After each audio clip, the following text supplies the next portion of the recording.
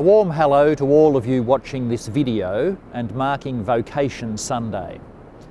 Each year, Vocation Sunday is important.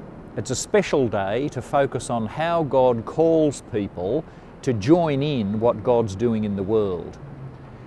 Actually, every Sunday is a kind of Vocation Sunday, and every day is another opportunity for us to open ourselves to God and to hear how we are called to be part of God's mission. There's God's call to each one of us individually and personally, but sometimes God can use us to help others hear God's call to them. As we look around the people around us, the people in our church community, we might see people who we think God might be calling to serve in particular ways. If we are prepared to have a conversation with those people about that possibility, that might turn out to be the very way in which they hear God's voice.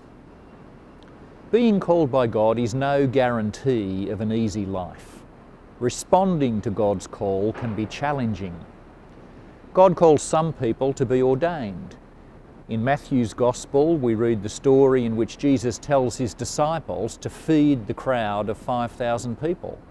They were shocked and horrified and had no idea where on earth they would get enough food for such a mob.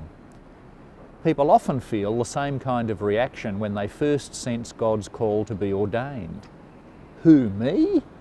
I can't do that. I couldn't possibly. I don't have what it takes. But like the biblical story, those called to ordination, to lead and feed God's people, eventually find that God provides all they need and more. You might know the Old Testament story where Jacob wrestles with a man only to discover that he was actually wrestling with God. Some who are called to be ordained and to other ministries experience an inner wrestling with fears about how it might all turn out. You might feel like that now. I encourage you to talk with your priest or someone you trust in your church community about how you feel and what you're thinking. You might also know the story of the Transfiguration. It's another story of mysterious encounter with God in which people feel overwhelmed with a sense of God's presence and glory and power.